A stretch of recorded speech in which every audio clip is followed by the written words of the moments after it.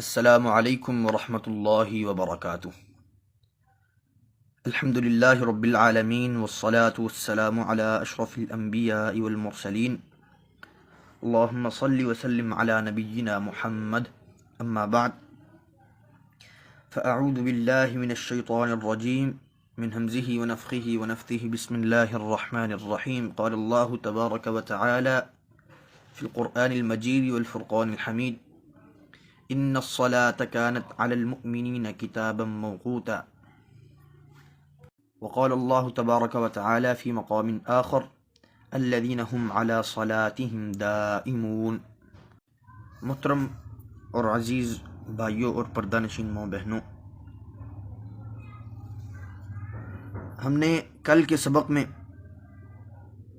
یہ بات پڑھی کہ نماز کس پر واجب ہوتی ہے، اور کچھ اس کے متعلقہ باتیں کہ بچے پر نماز واجب ہے یا نہیں، اور اسی طرح فرائض کی تعداد اور نمازوں کے اوقات، ظہر، عصر، مغرب، عشاء، فجر کے اوقات، اور یہ تمام اوقات سے متعلق کل ہم نے مسائل پڑھے۔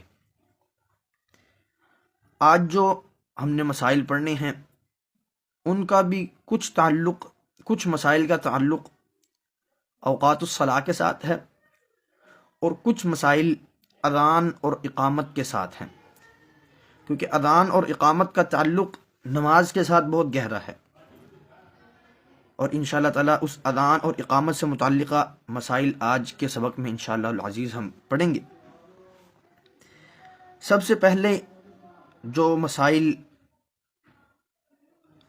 اوقات الصلاح کے متعلق ہیں وہ پڑھیں گے۔ کل ہم نے یہاں تک یہ بات پڑھ لی تھی کہ نماز فجر اول وقت میں پڑھنا مستحب ہے، اور اس کو اول وقت ہی میں پڑھیں گے۔ رسول اللہ صلی اللہ علیہ وسلم نے اپنی ساری زندگی میں ایک مرتبہ صرف اس کو روشنی میں پڑھا ہے، باقی تمام زندگی اس کو اپنے اول وقت میں ادا کیا ہے۔ آج ہمارا پہلا مسئلہ یہ ہے کہ ایسا شخص جو نماز کا وقت نکل جانے سے پہلے ایک رکعت بھی پڑھ لیتا ہے، کیا ایسے شخص کی نماز ادا ہو جائے گی؟ تو اس میں اللہ کے نبی علیہ الصلوۃ والسلام کی واضح حدیث موجود ہے۔ فرمایا من ادرک رکعۃ من الصلاۃ فقد ادرک الصلاۃ۔ صحیح البخاری کے اندر یہ حدیث موجود ہے۔ نبی علیہ السلام نے فرمایا کہ جس انسان نے نماز کی ایک رکعت بھی پا لی اس نے پوری نماز پا لی ہے۔ تو مثلا فجر کی نماز کا وقت طلوع آفتاب سے قبل تک ہے، تو ایک انسان سویا رہ جاتا ہے، سوئے رہنے کی وجہ سے وہ طلوع آفتاب سے صرف 5 منٹ قبل اٹھتا ہے، اٹھ کے فٹافٹ وضو کرتا ہے اور نماز پڑھنے کے لیے کھڑا ہوتا ہے، تو اتنی دیر میں وہ طلوع آفتاب میں 2 منٹ رہ جاتے ہیں۔ تو ان 2 منٹ کے اندر وہ انسان ایک رکعت اگر ادا کر لیتا ہے تو انسان اپنی نماز کو مکمل کرے گا اور وہ اس کی ادا ہی ہوگی۔ لیکن جان بوجھ کر وقت کو لیٹ کرنا اور فجر کے وقت کو طلوع آفتاب سے 10 منٹ پہلے تک مؤخر کر کے رکھنا، اور اسی طرح عصر کے وقت کو منافقوں کے وقت تک مؤخر کر کے رکھنا، یہ کام صحیح نہیں ہے، کیونکہ اس سے نبی علیہ الصلوۃ والسلام نے منع فرمایا ہے اور یہ مکروہ عمل ہے۔ نمبر 2، دوسرا مسئلہ یہ ہے کہ نیند، اگلی بات جو آج کے سبق میں ہم پڑھیں گے وہ نماز کو لیٹ کر کے پڑھنے کے عذر ہیں۔ تقریباً ہر بات میں نماز لیٹ کرنے کے حوالے سے جو باتیں کی جاتی ہیں ان میں یہ قید لگائی جاتی ہے کہ بغیر شرعی عذر کے۔ تو یہ شرعی عذر کون سے ہیں؟ یہ شرعی عذر ٹوٹل 5 عذر ہیں۔ نمبر 1 نیند، نمبر 2 بھول جانا، نمبر 3 اکراہ یعنی مجبور ہو جائے انسان، اور نمبر 4 جمع بین الصلاتین، 2 نمازوں کو جمع کرنا، اور نمبر 5 خوف۔ ان 5 کی میں وضاحت کر دیتا ہوں کہ نیند، نبی علیہ الصلوۃ والسلام نے فرمایا کہ جو انسان سویا رہ گیا یا نماز بھول گیا، پڑھنا ہی بھول گیا، نبی صلی اللہ علیہ وسلم من نسی صلاۃ فلیصلیها اذا ذکرها لا کفارۃ لها الا ذلک، اللہ کے نبی علیہ السلام نے فرمایا جو انسان نماز پڑھنا ہی بھول گیا، اپنے کاموں میں مصروف تھا جس وجہ سے اس کو نماز پڑھنا یاد ہی نہ رہا، یا کوئی بھی ایسی وجہ بن سکتی ہے، گھر میں اچانک مہمان آ سکتے ہیں جس وجہ سے انسان وہاں پر بیزی ہونے کی وجہ سے نماز پڑھنا ہی بھول جاتا ہے، اور یا پھر دوسری چیز یہ ہے کہ انسان سویا رہ جاتا ہے، سوئے رہنے کی وجہ سے اور بھول جانے کی وجہ سے نماز جب بھی اللہ کے نبی علیہ السلام نے فرمایا فَلْيُصَلِّهَا اِذَا ذَكَرَهَا، جب بھی اس انسان کو یاد آئے گا تو وہ انسان نماز فوراً ادا کرے گا، یا جس طرح نماز نیند سے انسان بیدار ہوا فوراً اٹھتے ساتھ وہ نماز کو ادا کرے گا، لا کفارۃ لہا الا ذالک، اس انسان کے لیے اس کام کے علاوہ کوئی کفارہ نہیں ہے۔ کام کیا کرنا ہے؟ جیسے ہی نماز یاد آئے فوراً ادا کر لینی ہے، یا جیسے ہی بیدار ہو فوراً نماز ادا کرنی ہے، تو یہ اس انسان کی ادا ہے، قضا نہیں ہوگی۔ نمبر 3 جو عذر ہے وہ یہ ہے کہ اکراہ، مجبور کر دیا جائے انسان۔ مثلا اگر ایک انسان کو غیر مسلم فوجیں اٹھا کر لے جاتی ہیں، ایک مسلمان کو کافر فوجیں اٹھا کر لے جاتی ہیں اور اس کو مجبور کرتی ہیں کہ وہ نماز نہیں ادا کرے گا، وہ لاکھ کوشش کے باوجود نماز نہیں ادا کر سکتا، تو یہ اس انسان کا شرعی عذر ہے۔ پھر بھی ہر ممکن کوشش کے اندر اس انسان کو نماز ادا کرنی پڑے گی، نماز ادا کرنی چاہیے۔ اور چوتھا جو عذر ہے وہ جمع بین الصلاتین ہے، 2 نمازوں کو جمع کرنا۔ اس کا مفصل بیان ہم انشاءاللہ اگلے اسباق میں پڑھیں گے، یہاں پر صرف اتنی سی بات بتانا چاہوں گا کہ 2 نمازوں کو جمع کرنے کے 2 طریقے ہیں، جمع تقدیمی اور جمع تاخیری، یعنی ظہر اور عصر کو ظہر کے وقت میں ادا کرنا یہ جمع تقدیمی ہے کسی شرعی عذر کی وجہ سے، وہ شرعی عذر بھی انشاءاللہ ہم مفصل بحث کے اندر پڑھیں گے، اور 2 نمازوں کو جمع کرنے کے شرعی عذر۔ اور دوسرا جمع تاخیری ہے، وہ عصر کے وقت کے اندر عصر کا وقت شروع ہونے کے بعد ظہر اور عصر کی نماز ادا کرنا۔ تو یہ جو دوسرا جمع تاخیری ہے یہ بھی انسان کے لیے شرعی عذر ہے، اس وقت کے اندر انسان نماز کو لیٹ کر کے پڑھ سکتا ہے۔ اور 5ویں چیز خوف، دشمن کا خوف، جنگ کی حالت یا کسی بھی قسم کا کوئی خوف انسان پر ہو تو اس حالت میں انسان نماز کو لیٹ کر کے پڑھ سکتا ہے۔ یہ 5 شرعی عذر ہیں۔ تو ان شرعی عذر کے وقت جب انسان کو یہ عذر لاحق ہو جائیں تب انسان نمازوں کو لیٹ کر کے پڑھ سکتا ہے، علاوہ ازیں انسان نماز کو لیٹ کرنے کی اجازت شریعت سے نہیں پاتا۔ تیسری بات کہ کچھ ایسے اوقات ہیں جن میں نماز پڑھنے سے اللہ کے نبی علیہ السلام نے منع فرمایا ہے۔ 24 گھنٹوں میں کچھ اوقات ایسے ہیں جن میں نماز پڑھنے سے اللہ کے نبی نے منع فرمایا ہے۔ وہ اوقات 3 اوقات ہیں۔ پہلا وقت فجر کی نماز کے بعد سے لے کر طلوع آفتاب مکمل ہو جانے تک، یعنی جب تک سورج طلوع ہو کر کے ایک نیزے کی طوالت تک اپنی آب و تاب سے چمکنا شروع نہیں ہو جاتا تب تک انسان کے لیے نماز ادا کرنا منع ہے۔ یہ پہلا ممنوع وقت۔ دوسرا ممنوع وقت جب سورج درمیان میں پہنچ جائے، بالکل ہمارے سر کے اوپر آ جائے، بلند ہو جائے، اس وقت نماز ادا کرنا منع ہے۔ یہ تقریباً آج کل ڈیجیٹل دور ہے اور ڈیجیٹل گھڑیاں ہر مسجد میں لگی ہوتی ہیں، تو انسان معلوم کر سکتا ہے۔ تقریباً 10 سے 11 منٹ یہ طلوع آفتاب کا دورانیہ ہوتا ہے، اور 10 سے 11 منٹ ہی زوال آفتاب کا دورانیہ ہوتا ہے، اور یہی 10 سے 11 منٹ ہی غروب آفتاب کا دورانیہ ہوتا ہے۔ تو یہ تیسرا جو وقت ہے غروب آفتاب، یہ غروب آفتاب کے وقت بھی اللہ کے نبی علیہ السلام نے نماز پڑھنے سے منع کیا ہے۔ یہ یاد رکھیں، جب طلوع آفتاب شروع ہو اور جب تک مکمل طلوع نہ ہو جائے اس دورانیے میں نماز پڑھنا منع ہے۔ طلوع آفتاب سے پہلے پہلے نماز پڑھ سکتے ہیں، طلوع آفتاب مکمل ہو جانے کے بعد نماز پڑھ سکتے ہیں۔ یہ وقت جس وقت میں طلوع آفتاب ہو رہا ہے اس وقت نماز نہیں ادا کریں گے۔ اسی طرح زوال آفتاب بھی جب وہ درمیان میں کھڑا ہے اس وقت نماز ادا نہیں کر سکتے، اور اسی طرح غروب آفتاب جب وہ غروب ہونا شروع ہو گیا ہے۔ غور کریں گے، جب کبھی ہم کہ طلوع آفتاب جب ہونا شروع ہوتا ہے تو مکمل یکدم نمودار نہیں ہوتا سورج، تھوڑا تھوڑا آہستہ آہستہ وہ نمودار ہونا شروع ہوتا ہے۔ تو یہ 3 اوقات ہیں جن میں نماز پڑھنے سے اللہ کے نبی علیہ السلام نے منع فرمایا ہے۔ اب کچھ ایسی چیزیں ہیں، کچھ ایسی نمازیں ہیں جو انسان ان ممنوع اوقات کے اندر بھی ادا کر سکتا ہے، وہ اس ممنوع اوقات سے مستثنا صورتیں بن جائیں گی۔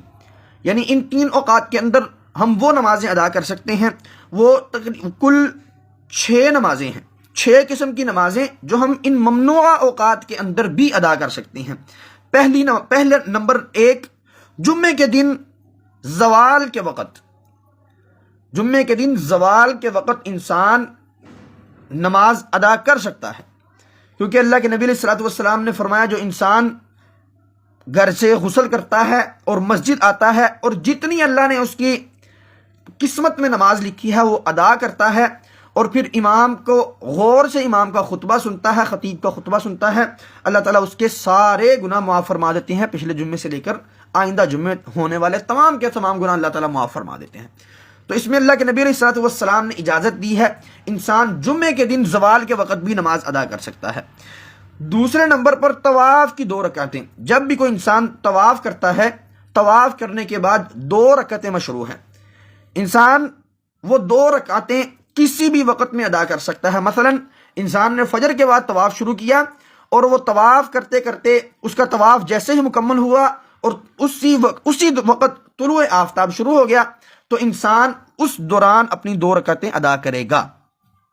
تیسرے نمبر پر ایسی نمازیں جو انسان کی رہ گئی ہیں، مثلا آج عشاء کی نماز اگر رہ گئی ہے تو کل مجھے فجر کے بعد طلوع آفتاب جب طلوع آفتاب شروع ہوا اس وقت مجھے یاد آیا کہ میری نماز تو فوت ہو گئی مجھ سے، یہ نماز مجھ سے رہ گئی ہے، تو میں پھر اسی وقت اپنی نماز کو ادا کروں گا، کیونکہ ہم نے پیچھے حدیث پڑھی من نسی صلاۃ فلیصلیھا اذا ذکرھا، جب بھی اس انسان کو یاد آئے گا فوراً وہ نماز ادا کرے گا، خواہ وہ طلوع آفتاب کا وقت ہو، زوال آفتاب کا وقت ہو، یا غروب آفتاب کا وقت ہو۔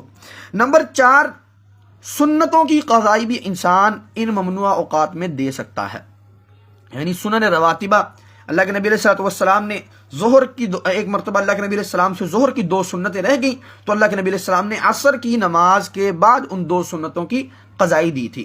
تو انسان ان ممنوع اوقات کے اندر بھی اپنی سنتوں کی قضائی دے سکتا ہے۔ نمبر 5، نماز جنازہ، ان تینوں اوقات کے اندر نماز جنازہ انسان ادا کر سکتا ہے۔ نمبر 6 جو ہے وہ سببی نمازیں انسان ان ممنوع اوقات میں ادا کر سکتا ہے۔ سببی اور غیر سببی میں یہ فرق ہے کہ انسان سببی نماز کی مثال یہ ہے کہ انسان مسجد میں داخل ہوا اور اس کی عادت یہ ہے کہ اللہ کے نبی علیہ السلام نے جو حدیث بیان فرمائی ہے کہ جب بھی تم میں سے کوئی انسان مسجد میں داخل ہو تو 2 رکعتیں پڑھے بغیر مسجد میں نہ بیٹھے، تحیت المسجد کی نماز ادا کر کے بیٹھے، تو وہ انسان تحیت المسجد پڑھتا ہی پڑھتا ہے۔ وہ جیسے ہی مسجد میں داخل ہوا، اس نے وضو کیا ہوا تھا، مسجد میں داخل ہوا، تو وہ انسان، وہ مسلمان، اگر طلوع آفتاب بھی ہو رہا ہے یا زوال آفتاب کا وقت ہے یا غروب آفتاب کا وقت ہے، تو انسان وہ اپنی تحیت المسجد کی نماز ادا کر سکتا ہے۔ اور اسی طرح باقی سببی نمازیں، کوئی بھی سببی نماز بن سکتی ہے، لیکن غیر سببی نماز جو ہے، یعنی انسان بیٹھے بیٹھے طلوع آفتاب کا وقت ہونا شروع ہوا تو انسان کے ذہن میں خیال ہے یار میں 2 رکعتیں ادا کر لوں یا 4 رکعتیں نفل ادا کر لوں، تو یہ غیر سببی نماز ہے، انسان یہ غیر سببی نماز ان ممنوع اوقات میں ادا نہیں کر سکتا۔ اور یاد رکھیے جو تیسرا ممنوع وقت ہے غروب آفتاب، اس کی مدت نماز عصر کے فوراً بعد شروع ہو جاتی ہے۔ نماز عصر ادا کرنے کے فوراً بعد سے لے کر کے غروب آفتاب تک، غروب آفتاب مکمل ہو جانے تک یہ تیسرا ممنوع وقت موجود رہتا ہے، کیونکہ اللہ کے نبی علیہ السلام نے فرمایا لا صلاۃ بعد صلاۃ العصر حتی تغرب الشمس ولا صلاۃ بعد صلاۃ الفجر حتی تطلع الشمس، نماز عصر کے بعد کوئی نماز نہیں حتیٰ کہ سورج غروب ہو جائے، اور نماز فجر کے بعد بھی کوئی نماز نہیں حتیٰ کہ سورج طلوع ہو جائے۔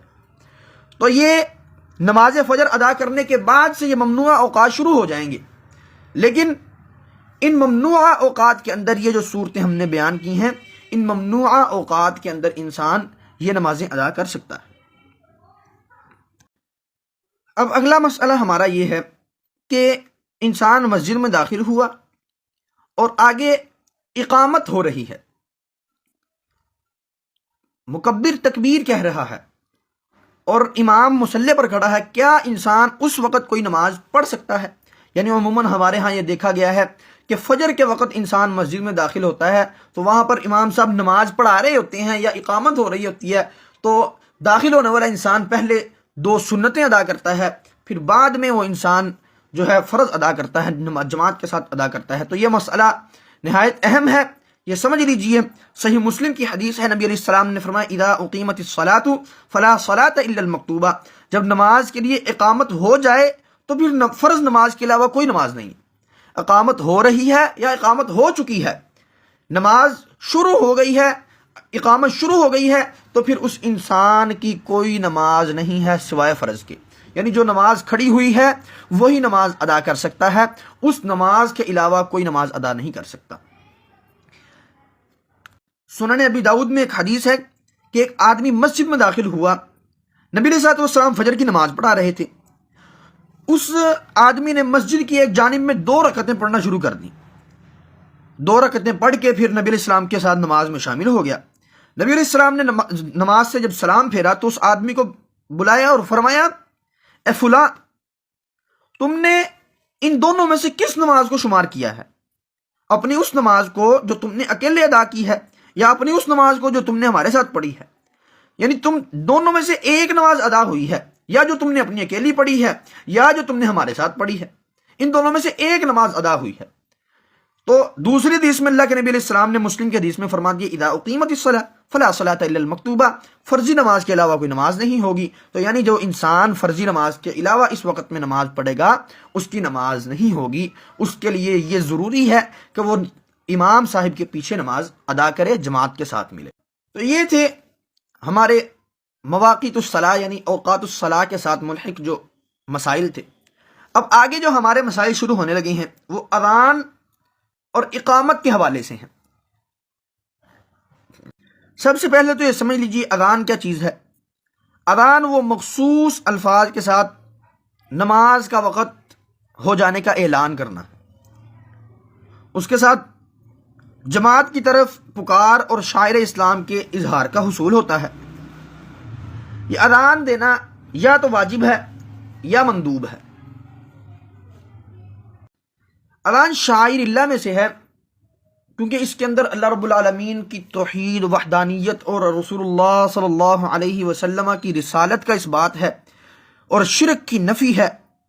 پھر اس کے اندر انسان کو فلاح کی طرف پکارا جاتا ہے، کامیابی کی طرف، کامرانی کی طرف پکارا جاتا ہے، اور اس میں مرنے کے بعد دوبارہ زندہ ہونے کی طرف بھی اشارہ ہے۔ اور جو پھر اس کے اندر بار بار دہرانا ہے وہ تاکید کے طور پر ہے، یعنی بار بار انسان کو پکارا جاتا ہے کہ نماز کی طرف آؤ، کامیابی کی طرف آؤ، کامیابی کی طرف آؤ، اسی میں کامیابی ہے۔ تو یہ اذان کی فضیلت شریعت کے اندر بہت رکھی گئی ہے۔ حضرت ابو ہریرہ رضی اللہ تعالیٰ عنہ فرماتے ہیں نبی علیہ السلام نے فرمایا، صحیح البخاری کی حدیث ہے، لو یعلم الناس ما فی النداء والصف الاول، اگر لوگوں کو اذان اور صف اول کی فضیلت کا علم ہو جائے، ثم لم یجدوا الا ان یستہموا علیہ لاستہموا، اگر ان کو اذان اور صف اول کی فضیلت کا علم ہو جائے تو ان کے پاس قرآن اندازی کے علاوہ کوئی چارہ ہی نہ بچے، یعنی کوئی فیصلہ نہ کر سکے، لوگ اتنا آپس کے اندر متذبذب اور ایک دوسرے سے مقابلہ بازی کریں کہ میں نے اذان دینی ہے، میں نے صف اول میں کھڑا ہونا ہے، کوئی قاضی ان کے بارے میں فیصلہ نہ کر سکے۔ اگر تمہارے لیے اس وقت قرآن اندازی بھی ممکن ہو تو تم قرآن اندازی کرو گے۔ اگر تمہیں علم ہو جائے کہ صف اول اور جو ہے صف اول کے ساتھ ساتھ اذان کی کیا فضیلت ہے تو تم قرآن اندازی کر کے بھی آپس کے اندر یہ فیصلہ کرواؤ کہ میں نے اذان کہنی ہے اور میں نے پہلے صف میں کھڑے ہونا ہے۔ اسی طرح حضرت معاویہ رضی اللہ عنہ نے فرمایا، نبی علیہ السلام فرماتے ہیں ان المؤذنین اطول الناس اعناقا یوم القیامہ، سنن ابن ماجہ کی حدیث ہے کہ قیامت کے دن اذان دینے والوں کی گردنیں سب سے زیادہ لمبی ہوں گی۔ اور اسی طرح حضرت ابو درداء رضی اللہ تعالیٰ عنہ نے بیان کیا کہ رسول اللہ صلی اللہ علیہ وسلم کو میں نے فرماتے ہوئے سنا کہ 3 افراد ایسے ہیں وہ اذان دے کر باجماعت نماز کا اہتمام نہ کرتے ہوں تو شیطان ان پر غلبہ پا لیتا ہے۔ 3 افراد ہوں اذان دے کر نماز نہ ادا کریں، یعنی بغیر اذان کے ہی نماز کہہ دیں، تو وہ شیطان ان پر غلبہ پا لیتا ہے۔ اور اسی طرح حضرت ابو ہریرہ رضی اللہ تعالیٰ عنہ نے فرمایا، رسول اللہ صلی اللہ علیہ وسلم نے بیان کیا کہ مؤذن لوگوں کا امین ہے، امانت دار ہے۔ یہ ساری کی ساری حدیثیں نماز اور مؤذن کے متعلق ہیں، اذان اور مؤذن کے متعلق ہیں، اذان کی فضیلت اور مؤذن کی فضیلت کے متعلق ہیں۔ اگلا مسئلہ یہ ہے کہ اذان کی مشروعیت کا سبب کیا بنا تھا، یعنی اذان اسلام میں کس وقت اس کا وجود ہوا۔ تو اس سے متعلق دو سبب بیان کیے جاتے ہیں۔ ایک تو یہ ہے کہ حضرت نافع رحمہ اللہ بیان کرتے ہیں کہ ابن عمر رضی اللہ عنہ نے فرمایا، مسلمان اکٹھے ہوتے تھے اور نماز کے وقت کا اندازہ کرتے تھے، اس کے لیے کوئی اعلان نہیں ہوا کرتا تھا۔ پھر انہوں نے ایک دن اس کے متعلق بات چیت کی تو ان میں سے کسی نے کہا کہ عیسائیوں کے ناقوس کی طرح ناقوس بنا لو، اور کسی نے کہا نہیں بلکہ یہودیوں کے سینگ کی طرح سینگ مقرر کر لو۔ یہ ان کے طریقے تھے اپنی عبادت کا اعلان کرنے کے۔ تو حضرت عمر رضی اللہ عنہ نے فرمایا کہ کیا تم کسی ایسے آدمی کو مقرر نہیں کر لیتے کہ وہ نماز کے لیے اذان دے؟ تو رسول اللہ صلی اللہ علیہ وسلم نے فرمایا، یا بلال قم فنادی بالصلاۃ، اے بلال اٹھو نماز کے لیے اذان دو۔ یہ بھی صحیح البخاری کے اندر موجود ہے۔ اور دوسرا سبب حضرت عبداللہ بن زید بن عبد ربہ رضی اللہ عنہ نے بیان کیا کہ جب رسول اللہ صلی اللہ علیہ وسلم نے ناقوس کے متعلق حکم فرمایا کہ لوگوں کو نماز کے لیے جمع کرنے کے لیے اسے بجایا جائے، تو ایک روایت میں ہے کہ آپ اسے عیسائیوں کی موافقت کی وجہ سے ناپسند بھی کرتے تھے۔ تو حضرت عبداللہ بن زید رضی اللہ عنہ فرماتے ہیں کہ اس واقعے کے بعد میں ایک دن سو رہا تھا کہ ایک آدمی اپنے ہاتھ میں ناقوس اٹھائے میرے گرد چکر لگا رہا تھا۔ میں نے اسے کہا، اللہ کے بندے کیا تم ناقوس بیچتے ہو؟ اس نے کہا، تم اسے کیا کرو گے؟ حضرت عبداللہ بن زید کہتے ہیں، میں نے اسے کہا ہم اس کے ساتھ نماز کے لیے لوگوں کو بلائیں گے، اعلان کریں گے۔ تو اس آدمی نے کہا کہ میں تمہیں اس سے بہتر چیز کے متعلق نہ بتاؤں؟ میں نے کہا کیوں نہیں بلا؟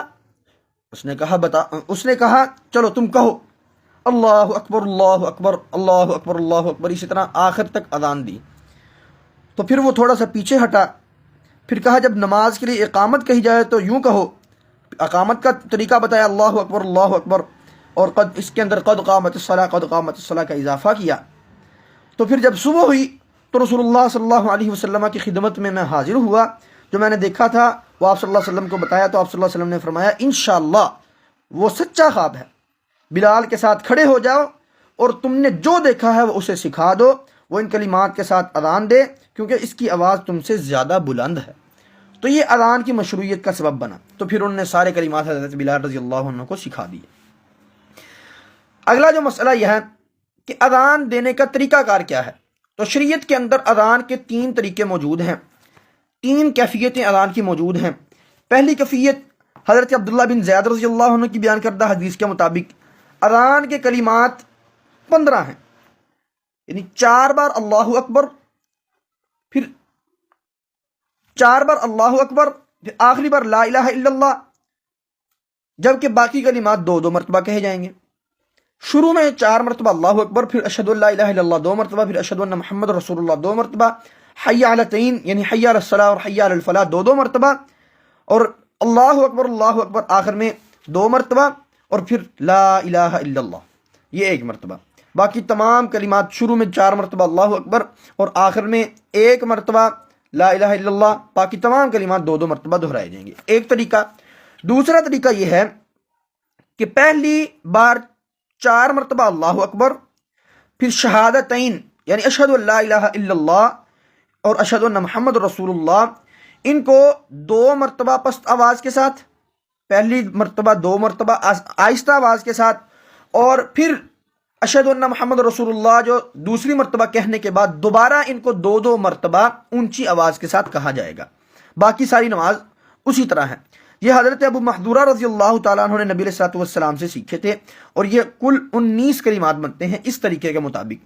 اور جو تیسرا طریقہ ہے 2 بار اللہ اکبر کہنا اور پھر شہادتین کو ترجیح کے ساتھ، یعنی شہادتین کو 2 بار کہنے کے بعد پھر 2 بار کہنا، اس طرح نماز کے 17 کلمات بن جائیں گے۔ یہ بھی حضرت ابو محذورہ رضی اللہ تعالیٰ عنہ سے روایت ہے کہ رسول اللہ صلی اللہ علیہ وسلم نے یہ اذان سکھائی تھی۔ تو یہ کل 3 طریقے بن جائیں گے۔ تو یہ 3 طریقے اذان دینے کے ہیں۔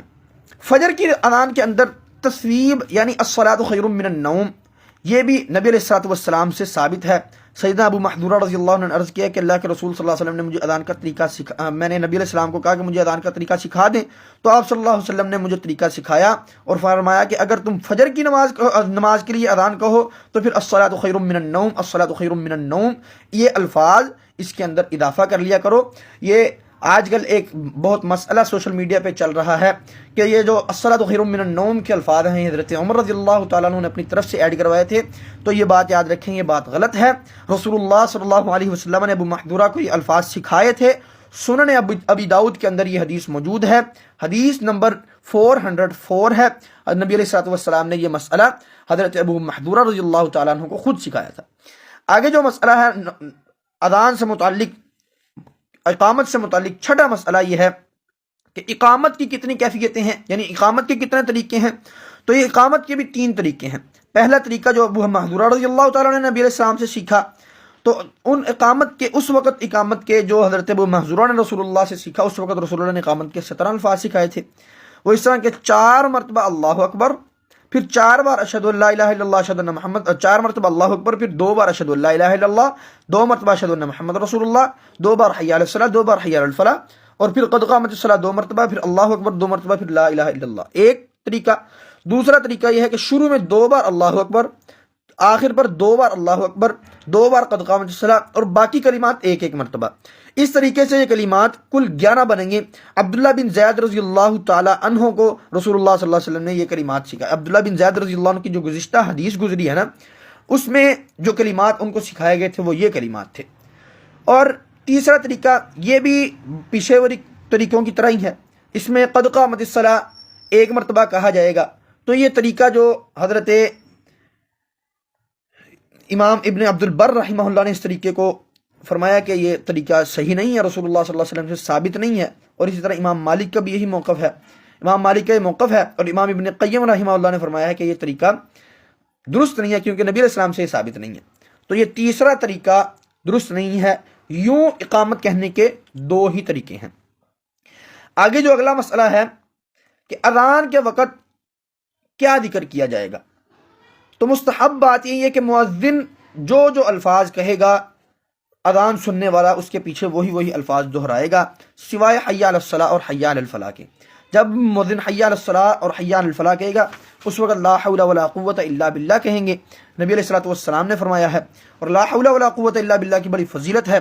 صحیح بخاری، صحیح مسلم کے اندر حضرت ابو موسیٰ اشعری رضی اللہ تعالیٰ عنہ سے روایت ہے کہ رسول اللہ صلی اللہ علیہ وسلم نے فرمایا، لا حول ولا قوت الا باللہ کنز من کنوز الجنہ، یہ لا حول ولا قوت الا باللہ جنت کے خزانوں میں سے خزانہ ہے۔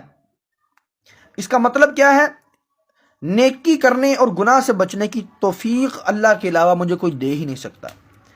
نیکی کرنے کی توفیق اللہ کی طرف سے ملنی ہے، گناہ سے بچنے کی توفیق اللہ کی طرف سے ملنی ہے۔ تو یہ نبی علیہ السلام نے فرمایا کنز من کنوز الجنہ، جنت کے خزانوں میں سے ایک خزانہ ہے۔ اور دوسرا کام یہ ہے کہ جب اذان مکمل ہو جائے تو اذان کے بعد اللہ کے نبی علیہ الصلوۃ والسلام پر درود بھیجنا، اور اللہ کے نبی علیہ السلام کے لیے وسیلے کی دعا اللہ تعالیٰ سے کرنا، اللہم رب هذه الدعوۃ التامہ والصلاۃ القائمہ الی آخرہ۔ اس کے اندر جو الفاظ ہیں وابعث مقاما محمودا الذی وعدتہ انک لا تخلف المیعاد، انک لا تخلف المیعاد کے الفاظ ضعیف ہیں، احادیث سے ثابت نہیں ہے۔ وابعث مقاما محمودا الذی وعدتہ تک احادیث کے اندر یہ دعا وارد ہوئی ہے۔ اگلا مسئلہ یہ ہے کہ اذان کے بعد انسان اقامت سے پہلے تک اللہ تعالیٰ سے دعا کرے، کیونکہ اللہ کے نبی علیہ السلام نے فرمایا لا يرد الدعاء بین الاذان والاقامہ، اذان اور اقامت کے درمیان کی گئی ہوئی دعا اللہ تعالیٰ رد نہیں کرتے، وہ دعا ضرور قبول ہوتی ہے۔ تو انسان کو چاہیے کہ اس وقت کے اندر اللہ تعالیٰ سے زیادہ دعا کرے۔ اس کے بعد مسئلہ یہ ہے کہ کیا اقامت کا جواب دیا جائے گا کہ نہیں دیا جائے گا۔ اس کے اندر بڑی مشہور بات یہ ہے کہ جب اقامت کی کہی جائے تو اس وقت اقامت کا جواب دیا جائے گا، اور جب قد قامت الصلاۃ کہیں تب اس کی جگہ پر اقامہ اللہ و ادامہ کہا جائے گا۔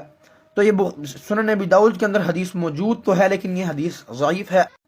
باقی انشاءاللہ العزیز جو مسائل اذان سے متعلق اور اقامت سے متعلق ہیں کل پڑھیں گے۔ اور اس سے آگے جو ہمارا سبق ہوگا انشاءاللہ العزیز وہ کل پڑھیں گے۔ اللہ تعالیٰ سے دعا ہے کہ اللہ تعالیٰ ہمیں پکا اور سچا نمازی بنائے، اور اللہ رب العالمین ہمیں اپنے مقربین میں شامل فرما لے۔ وآخر دعوایا ان الحمد للہ رب العالمین۔